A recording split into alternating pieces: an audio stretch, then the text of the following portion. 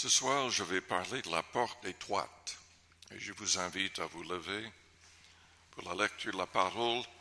Je vais lire dans Matthieu au chapitre 7 et au verset 13. Matthieu 7 et au verset 13. Le Seigneur Jésus a dit, « Entrez par la porte étroite, car large est la porte, spacieux est le chemin qui mène à la perdition, et il y en a beaucoup qui entrent par là. Mais étroite est la porte, resserré le chemin qui mène à la vie, et il y en a peu qui les trouvent. » En fait, Jésus-Christ est lui-même cette porte.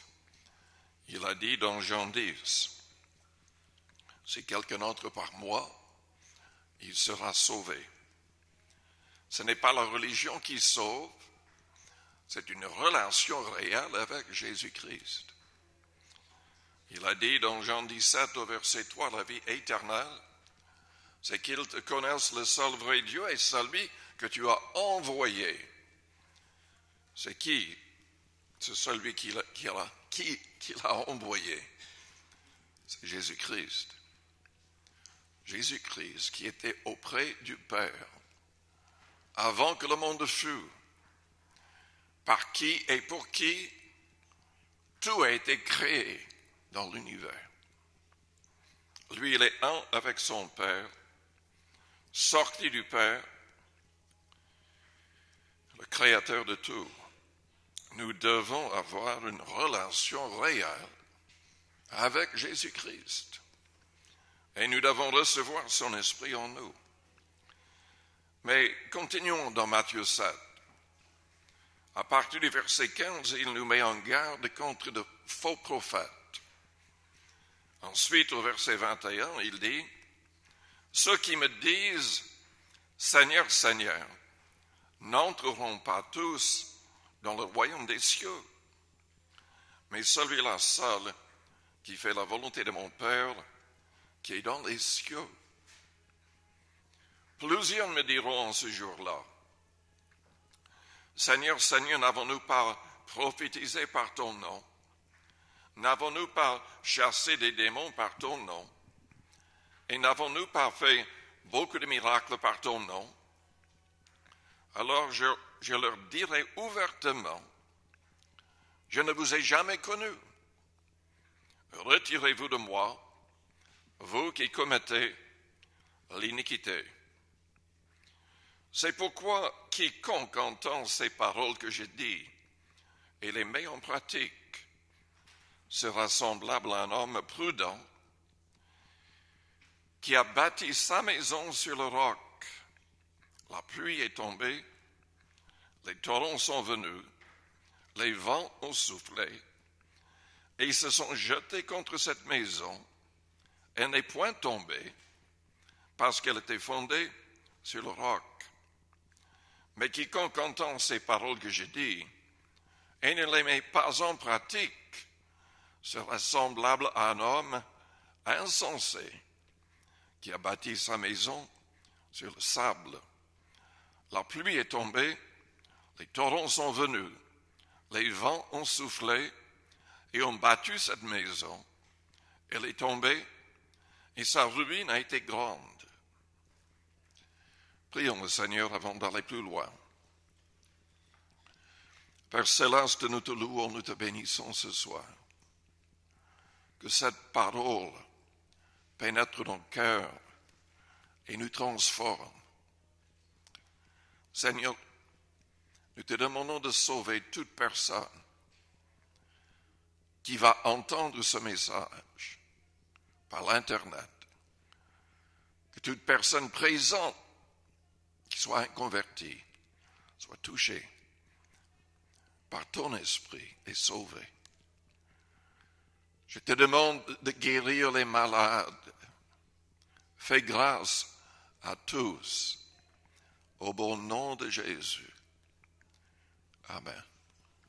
Vous pouvez vous asseoir. Jésus-Christ enseigne clairement dans ce passage qu'il y aura peu de gens sauvés en comparaison avec la population de l'histoire.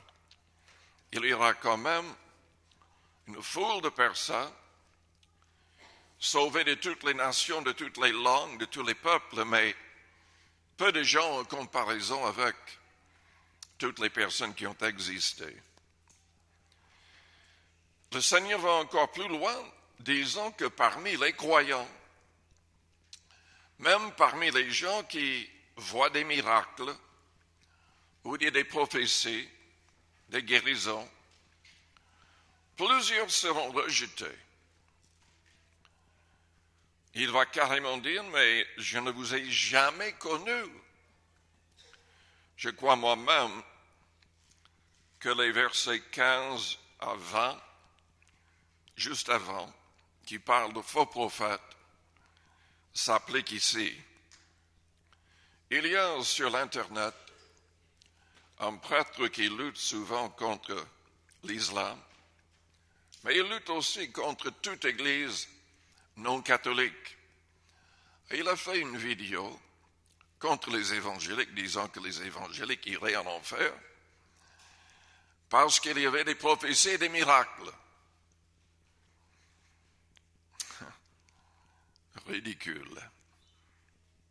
Ridicule, malhonnêteté. Et il se sert de ce passage. Qu'est-ce que Jésus dit ici, en réalité? Déjà, il n'utilise pas le mot « beaucoup ». Il utilise le mot « plusieurs ». Et nous savons très bien qu'au milieu des églises où il y a des prophéties, des miracles, il y a de faux prophètes. Il y a des gens qui n'ont jamais connu le Seigneur, qui n'ont jamais eu le Saint-Esprit et qui n'agissent pas selon ses commandements. Il y a des gens qui agissent contre ses commandements, souvent uniquement privés, mais ils le font consciemment. Consciemment.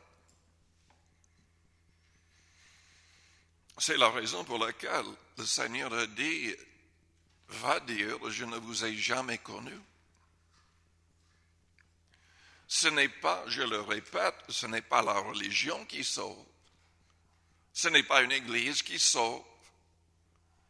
Ce ne sont pas les miracles qui sauvent. Ce ne sont pas des prophéties qui sauvent. En fait, n'importe qui peut prophétiser. Faussement. Ou même en accord avec quelques promesses dans la Bible. Il n'y a rien de plus facile que de prophétiser. Ça ne veut pas dire qu'on est prophète ou qu'on prophétise par le Saint-Esprit. Et donc, il y aura plusieurs qui vont entendre ces mots de la bouche du Seigneur. Je ne vous ai jamais connu. La clé dans ce passage, c'est que nous devons mettre en pratique ces commandements. Ce n'est pas ce que nous avons expérimenté qui va nous sauver. C'est notre persévérance en faisant le bien, en marchant pleinement selon ses commandements. Je voudrais revenir à ces histoires de prophéties et de miracles.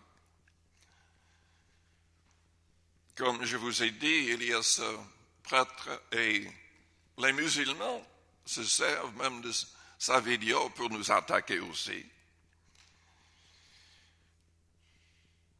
Est-ce que Jésus voulait qu'il y ait des miracles ou non? Est-ce que Jésus voulait qu'il y ait des guérisons ou non? C'est plus que clair que Jésus enseignait à ses disciples de guérir les malades, même de ressusciter les morts. Dans l'Évangile selon Marc, au chapitre 16, qu'est-ce qu'il leur a dit? allez par tout le monde et prêchez la bonne nouvelle à toute la création. Celui qui croira et qui sera baptisé sera sauvé, mais celui qui ne croira pas sera condamné. Voici les miracles qui accompagneront ceux qui auront cru. En mon nom, ils chasseront les démons. Ils parleront de nouvelles langues. Ils saisiront des serpents. Paul a été mordu par un serpent, il l'a secoué, l'a jeté dans le feu, et il n'est pas mort. S'ils boivent quelques breuvages mortels, il ne leur fera point de mal. Ils imposeront les mains aux malades, et les malades seront guéris. Et la Bible ajoute que le Seigneur travaillait avec eux et confirmait la parole par les miracles qui l'accompagnaient. Donc, si on est un vrai croyant, un vrai disciple de Christ, on devrait, selon le Christ, avoir des miracles, des guérisons, une protection, et devrait parler en langue, le baptême du Saint-Esprit. Des choses qui existent rarement dans les églises qui nous critiquent.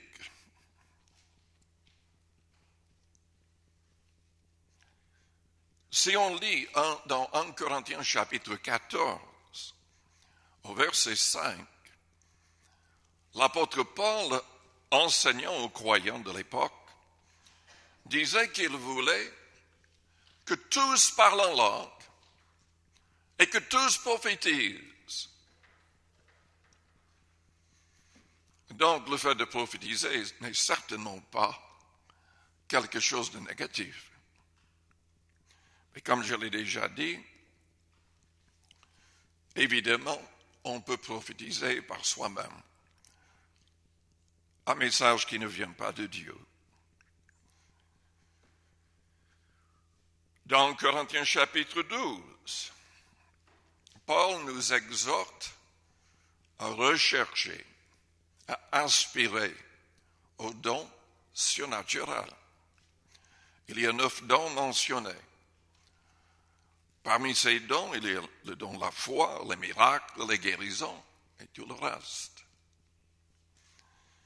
Ce sont des choses positives qui devraient exister et Paul est allé jusqu'à dire que chaque membre dans la vraie Église de Jésus-Christ devrait manifester un don.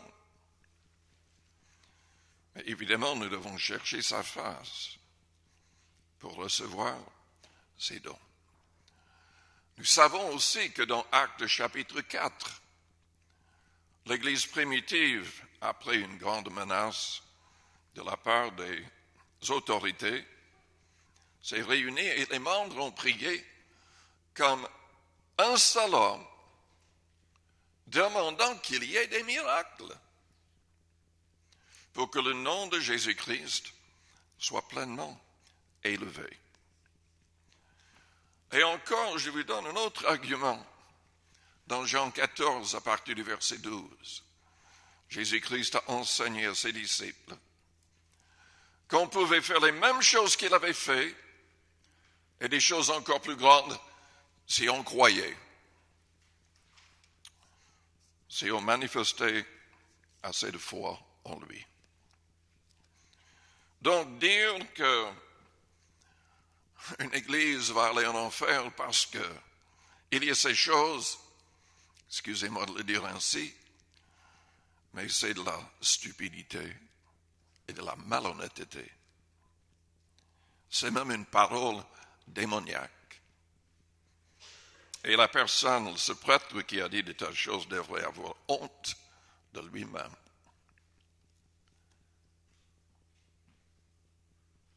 Mais la Bible dit que plusieurs ne seront pas sauvés parmi les gens qui prophétisent, qui accomplissent des miracles et qui chassent les démons. Est-ce que ça signifie que ces gens ont tout fait par le diable? Ou est-ce que ça signifie que parfois Dieu se sert même des gens non convertis pour bénir les gens qui croient? J'ai vu ce cas. Il y avait même quelqu'un qui a fait un film se vantant du fait qu'il avait gagné beaucoup d'argent. Il priait pour les malades, tout jeune. Il donnait des prophéties. Il n'était pas converti du tout. Ses parents qu'il poussait n'étaient pas convertis. Et tout le film est tourné autour de lui. Et pourtant, dans ces réunions, parce que les gens sont venus avec foi en Jésus, Dieu a guéri. Dieu a béni. Oui, le miracle ne dépend pas de celui qui prêche ou de celui qui prie. C'est Jésus qui guérit. Donc oui, il y aura plusieurs qui sont rejetés au jour du jugement. Mais ce n'est pas une raison pour rejeter ce que Dieu nous offre, c'est-à-dire la guérison, la délivrance d'esprits mauvais, les dons surnaturels. Le vrai problème, c'est l'iniquité. C'est le mot que le Seigneur va utiliser. Je relis le passage au verset 23. Alors je leur dirai ouvertement, je ne vous ai jamais connu, retirez-vous de moi, vous qui commettez l'iniquité. Le mot l'iniquité diffère un peu du mot péché. Péché est lié plus à la faiblesse d'un homme ou d'une femme. Mais l'iniquité, c'est carrément une rébellion volontaire, consciente contre Dieu. C'est-à-dire, on sait très bien ce que Dieu a demandé et on ne le fait pas. Ou Dieu nous demande de ne pas faire quelque chose.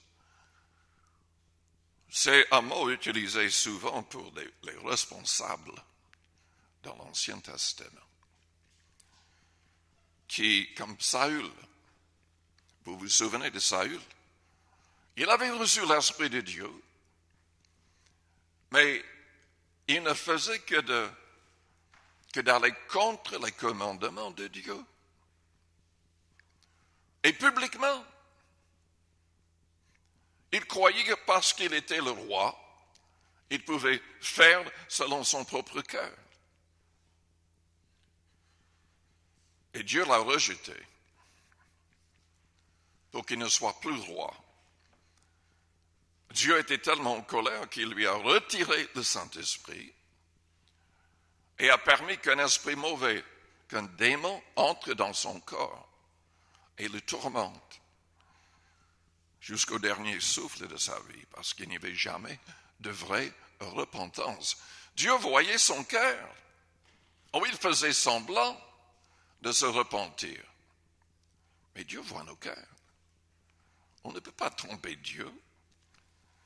Il sait tout ce qui se passe en public, en privé et dans les recoins de nos cœurs. Il connaît tout. Même nos mobiles, nos motifs seront jugés au jour du jugement. Dieu lui a retiré le Saint-Esprit. Il a fait semblant de se repentir. Mais Dieu voyait son cœur. Il n'y avait que de l'iniquité.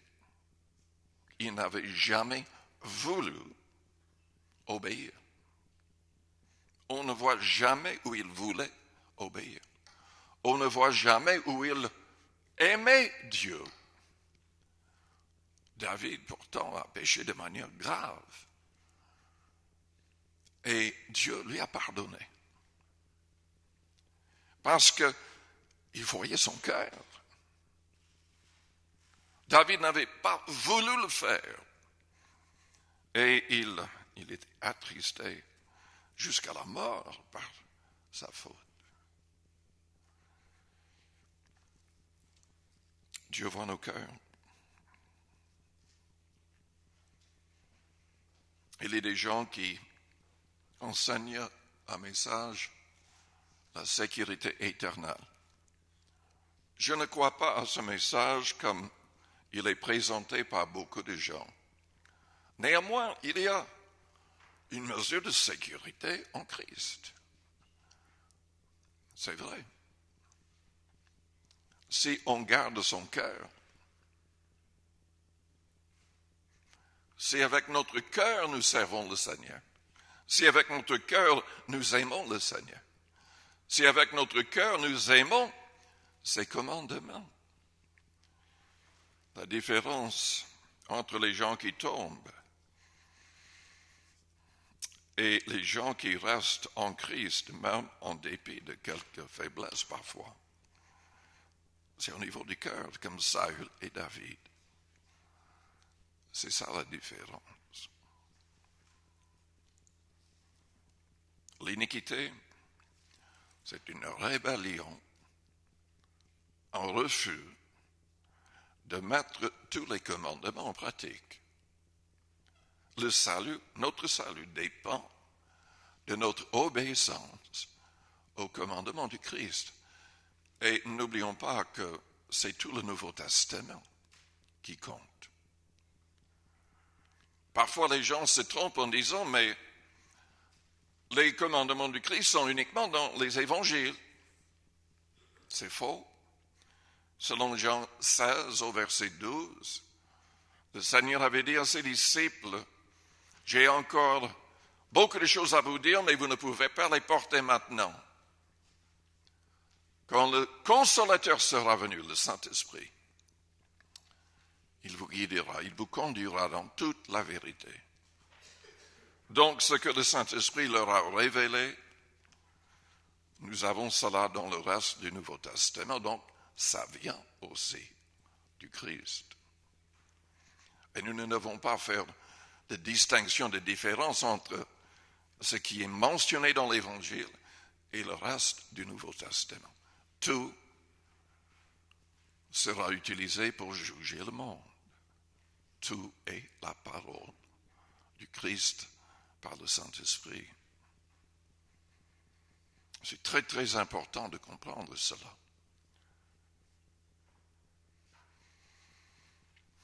Revenons à ce prêtre. Soyez honnête. Il devrait être honnête. Briser consciemment les commandements du Christ, c'est quoi? C'est de l'iniquité. C'est de l'iniquité. Ce prêtre sait très bien que Jésus-Christ a enseigné dans Matthieu 23 de ne pas appeler un responsable Père, de ne pas accepter que d'autres nous appellent Père. Et il le fait quand même. C'est de l'iniquité. Il sait très bien que le vrai baptême de la Bible, de l'histoire, est par immersion totale.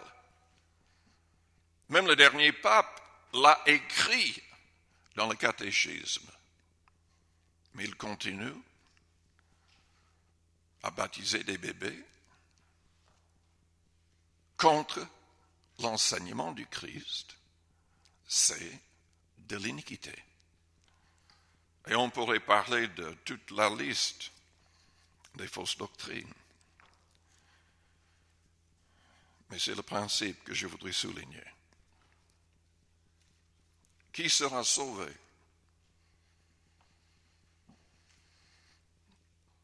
Ou plutôt, qui ne sera pas sauvé? Parlons de cela en premier. Celui qui commet l'iniquité. Lisons dans Galates, qui ne sera pas sauvé?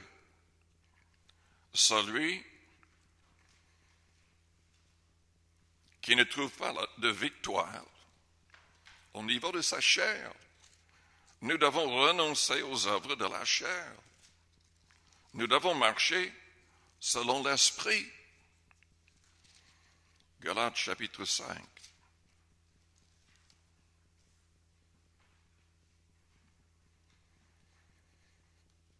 Au verset 19. Déjà, Paul explique que la seule manière d'avoir la victoire en tant que chrétien, c'est de recevoir l'Esprit du Christ dans son corps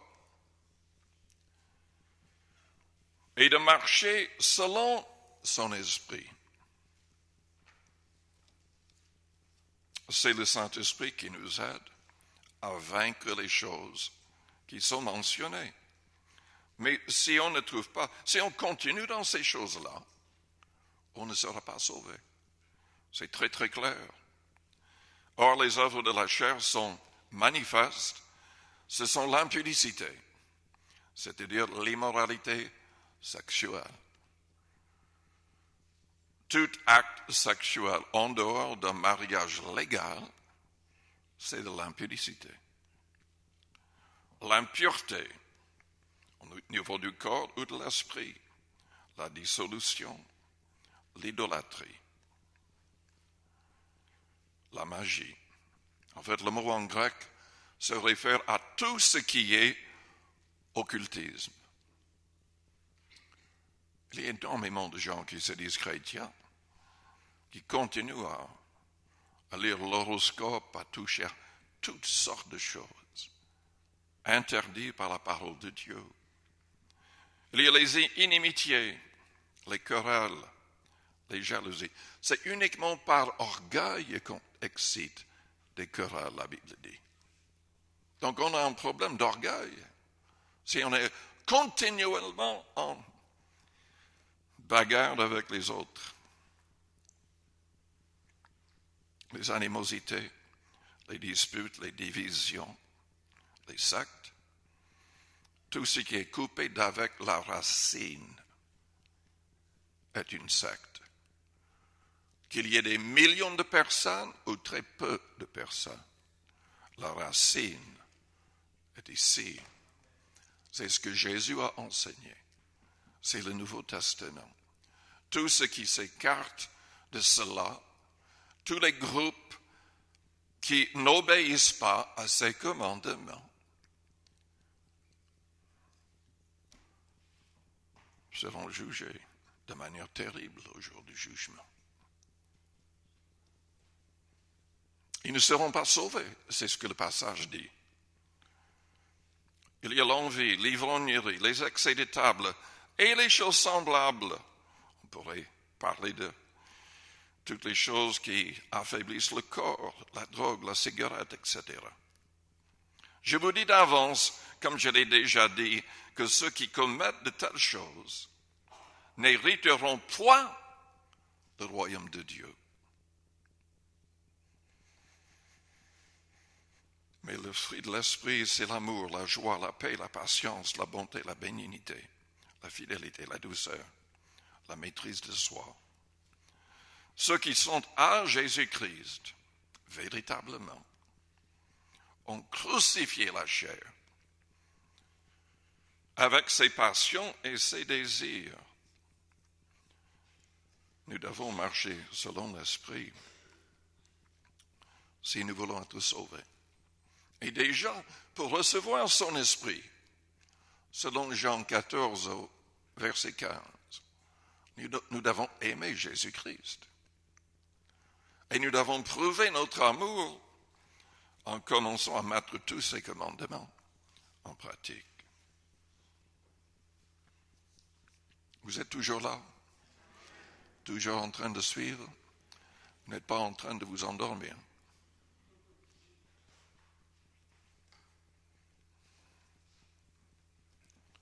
Nous devons persévérer dans ces choses. Nous devons persévérer dans la sainteté. Selon 2 Pierre au chapitre 2, nous voyons que Pierre voyait aussi déjà beaucoup de faux prophètes, de faux prédicateurs. Ils leur promettent la liberté, il a dit au verset 19, quand ils sont eux-mêmes esclaves de la corruption, car chacun est esclave de ce qui a triomphé de lui. En effet, c'est après s'être retiré des souillures du monde, par la connaissance du Seigneur et Sauveur Jésus-Christ, ils s'y engagent de nouveau et sont vaincus. Leur dernière condition est pire que la première.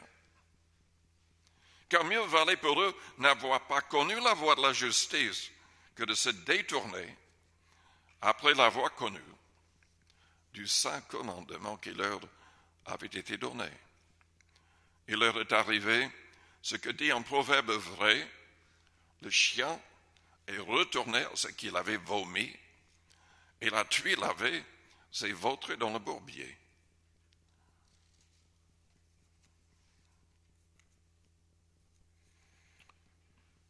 Je le souligne assez souvent, mais il y a aussi un Jean chapitre 5. Si nous voyons un frère, une sœur en Christ, en train d'être lié par un péché, nous devons intercéder pour cette personne, pour que Dieu lui donne la vie.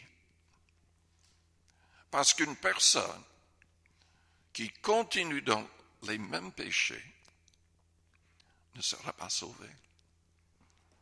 Cette personne n'a pas la vie éternelle. Jésus libère. Quand on a une relation réelle avec le Christ, on est libéré.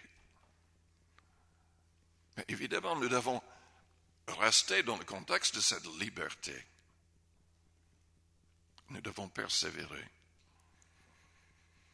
par la prière, par le jeûne, par la méditation de la parole. Mais allons plus loin. Qui sera sauvé? Jésus l'a dit dans Matthieu 5. C'est celui qui fait la volonté de mon Père qui est dans les cieux.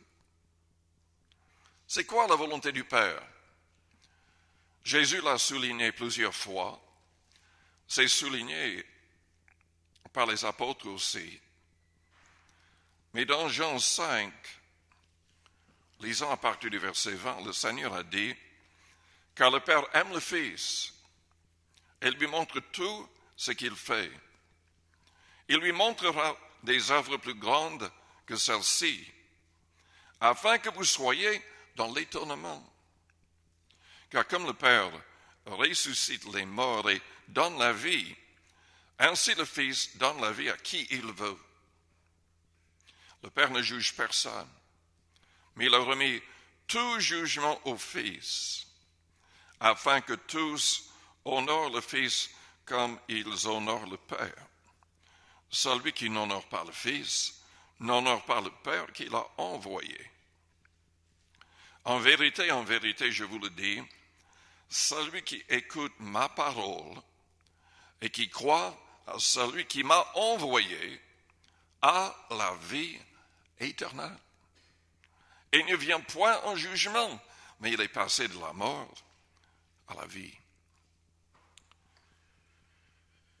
Nous devons croire en Jésus-Christ. Il est le seul sauveur du monde. Il n'y a pas de salut ailleurs. Il n'y a pas de salut dans l'islam, dans le bouddhisme, dans l'hindouisme ou dans un autre isme. Il n'y a même pas de salut dans le christianisme. Le salut est dans une relation personnelle avec Jésus-Christ.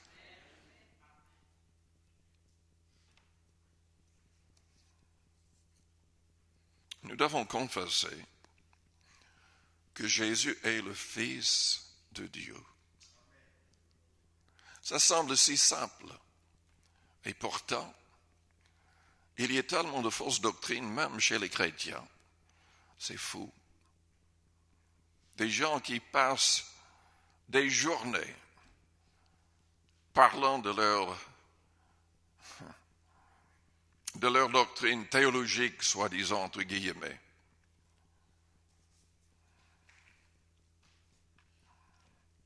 Il y a des gens, Jésus ça, ils croient que Jésus est le Père, le Fils et le Saint-Esprit.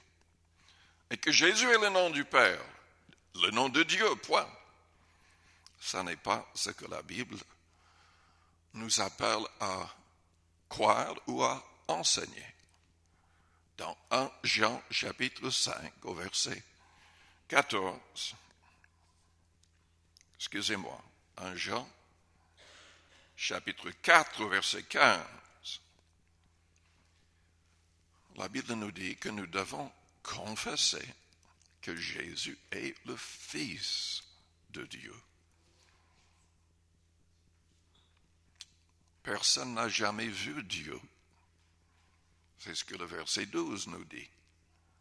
Personne. Il est invisible.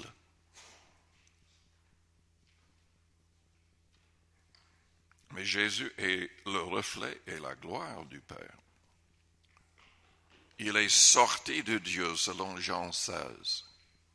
Il était auprès de Dieu selon Jean 17, versets 4 et 5.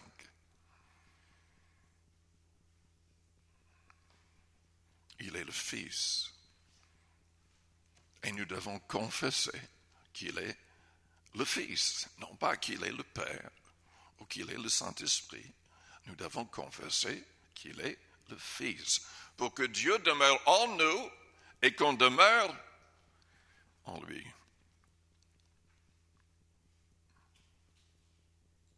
Nous devons croire qu'il est le Fils unique. Moi, je passe beaucoup de temps avec les musulmans et encore avec d'autres qui ne veulent pas accepter l'idée que Jésus soit le Fils unique.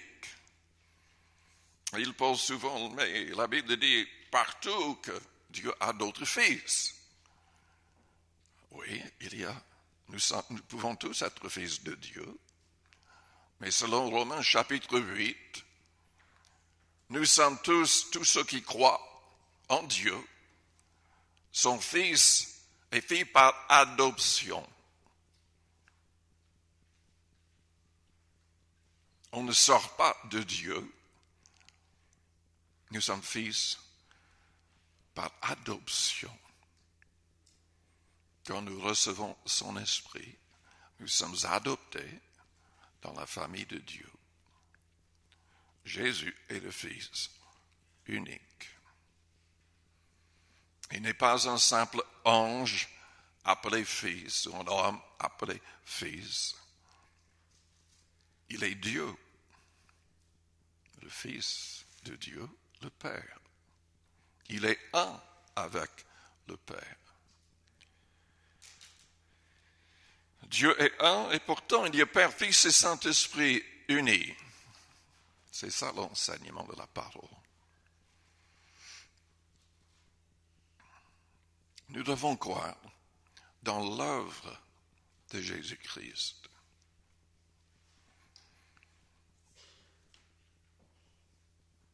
Il ne m'apprécie pas parce que je n'utilise pas beaucoup de diplomatie. Qu'est-ce que je dis quand je parle avec les musulmans? Je dis tout de suite, mais votre livre vient de Satan déguisé. Selon 2 Corinthiens chapitre 11 au verset 14, Satan se déguise en ange de lumière. C'était un ange de lumière qui a parlé à Mohammed. Galates chapitre 1er verset 6 à 9 déclare qu'aucun ange, aucun homme ne peut venir avec un nouveau message. L'apôtre Jean a dit dans 2 Jean chapitre 1er au verset 9, Si quelqu'un ne demeure pas dans la doctrine du Christ mais va plus loin, cette personne n'a point Dieu. Ça s'applique à tous, quand c'est des chrétiens ou autre chose. On ne peut pas ajouter, on ne peut pas accepter les fables qui ont été ajoutées. Nous devons rester dans l'enseignement du Nouveau Testament, l'enseignement du Christ. Jude le souligne aussi au verset 3 et 4. Ce message ne peut pas changer. C'est le message du Christ qui nous jugera. Ceux qui changent quoi que ce soit seront damnés pour l'éternité. Ils sont déjà jugés même selon Jude, depuis longtemps.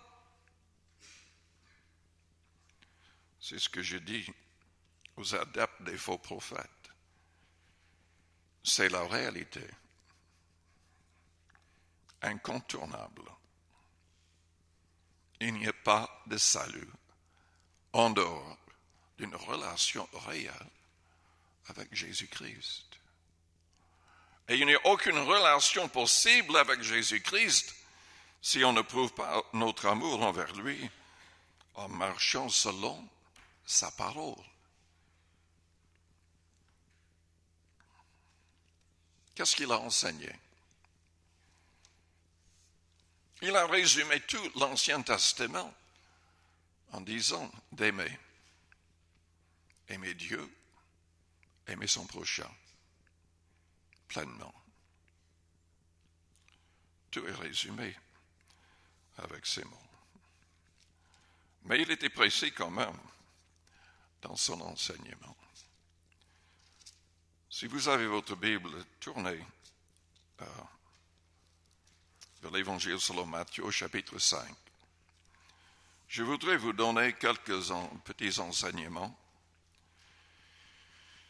Parce que si jamais vous avez l'occasion d'être en face d'un musulman ou de quelqu'un d'autre qui veut vivre selon la loi de Moïse, c'est très important de comprendre ce que Jésus a dit.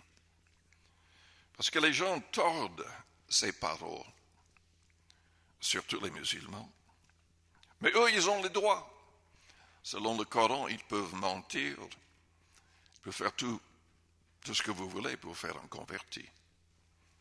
Donc c'est très très difficile à leur parler parce que, à moins qu'il y ait quelqu'un en face de vous qui cherche vraiment Dieu, qui est mécontent dans le contexte de l'islam, vous pouvez gaspiller beaucoup de temps en leur parlant. Parce qu'ils ne vont même pas dire la vérité. Mais souvent, ils tordent le sens des paroles du Christ dans Matthieu 5. Ils vont vous lire le verset 18 ou le verset 17. Ne croyez pas que je sois venu pour abolir la loi ou les prophètes. Je suis venu non pour abolir, mais pour accomplir. Car je vous le dis en vérité, tant que le ciel et la terre ne passeront point, il ne disparaîtra pas de la loi un seul iota ou un seul trait de lettre jusqu'à ce que tout soit accompli, jusqu'à ce que tout soit arrivé. Celui donc qui supprimera l'un de ces plus petits commandements et qui enseignera aux hommes à faire de même sera appelé le plus petit dans le royaume des cieux. Mais celui qui les observera, qui enseignera à les observer, celui-là sera appelé grand dans le royaume des cieux. Car je vous le dis, si votre justice ne surpasse celle des scribes et des pharisiens, vous n'entrerez point dans le royaume des cieux. Déjà, quand je suis en face ou sur l'Internet avec des musulmans qui me lancent cela, je leur dis, mais de toutes les manières, ça vous condamne. Parce que même si vous aviez raison qu'on doit suivre la loi de Moïse, cela vous condamne. Vous ne suivez ni la loi de Moïse, ni les commandements du Christ. Donc vous êtes condamnés d'année en avance doublement. Mais qu'est-ce que Jésus a dit en réalité?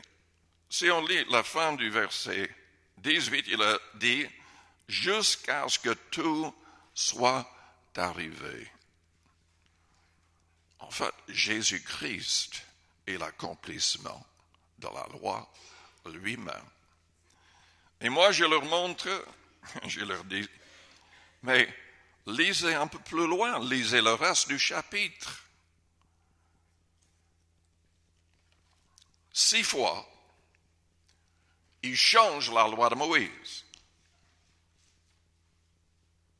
Et il démontre clairement qu'il est celui dont Moïse a prophétisé dans Deutéronome chapitre 18. Celui qui allait venir changer toute la loi. Et que si quelqu'un ne l'écoutait pas, la personne serait anéantie. Eux, ils essaient de dire, mais il s'agit de Mohammed là. C'est n'importe quoi.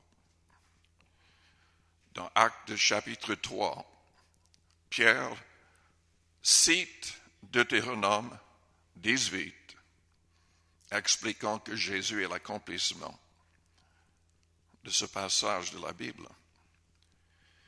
Mais lisons ce que Jésus a dit. Déjà, si vous avez un stylo, vous pouvez peut-être cercler chaque fois où Jésus a changé la loi de Moïse.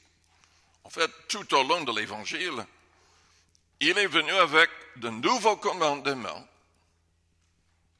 Nous ne sommes plus sous la loi de Moïse, nous ne sommes pas dans le contexte du judaïsme. Qui sera sauvé? Uniquement les personnes qui mettent les commandements du Christ en pratique. Verset 22. Mais moi, je vous dis. Verset 28. Mais moi, je vous dis. Verset 32. Mais moi, je vous dis. Verset 34. Mais moi, je vous dis. Verset 39. Mais moi, je vous dis. Verset 44. Mais moi, je vous dis. Chaque fois, il citait une loi venant de l'Ancien Testament, de la loi de Moïse, et il a changé de manière totale. En fait, souvent, il disait exactement le contraire. Surtout par rapport aux lois qui exigeaient la vengeance, la haine. Jésus a dit non. Maintenant, vous allez aimer vos ennemis. Vous allez prier pour vos ennemis. Vous allez leur faire du bien. Vous allez être parfait comme votre Père céleste. Lisez le chapitre. Ne vous laissez pas tromper par des gens qui veulent vous mettre sous une loi. Vous n'avez qu'à lire Actes chapitre 10 et 11 et 15 pour constater à quel point la loi de Moïse est caduque, changée par l'Esprit du Christ à l'égard de beaucoup de choses. Maintenant, il y a plein de choses qui n'ont pas changé. Presque tout, dans le contexte de la moralité, demeure la même. C'est la même chose. Et pourtant, Jésus a demandé des choses encore plus strictes. Sous la loi de Moïse, un homme pouvait simplement écrire une lettre et renvoyer sa femme. Jésus-Christ, dans Marc 10, a dit, ah non, c'est terminé tout ça. Si vous prenez une autre femme, vous commettez un adultère. Et avec ce même enseignement, il a annulé la polygamie. Et c'est souligné dans Timothée 3 aussi, parce que personne ne pouvait avoir une place de responsabilité dans l'Église primitive qui avait une autre femme, une deuxième femme. Que ce soit le fait d'avoir deux femmes ou d'être remarié avec une deuxième femme, ne pouvait pas avoir une place de responsabilité dans l'Église. Ah, je ne dis pas que tous suivent ce que la Bible dit, mais c'est ce que la Bible enseigne.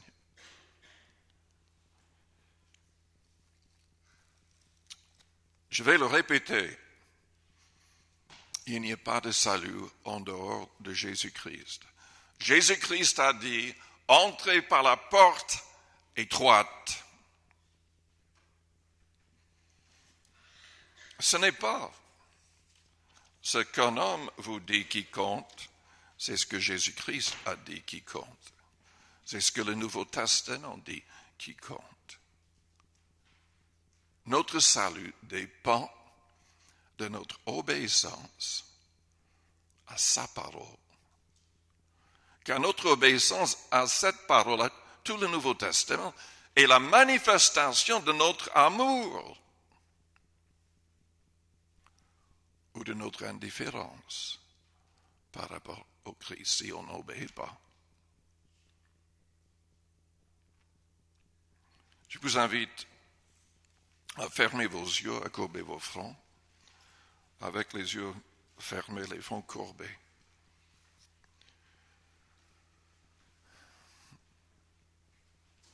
Analysez votre cœur, votre vie. Est-ce que votre vie est en règle? Est-ce que vous manifestez un vrai amour pour le Christ?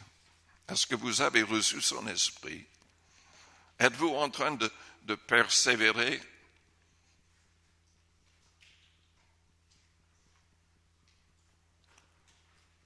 sur ce chemin resserré?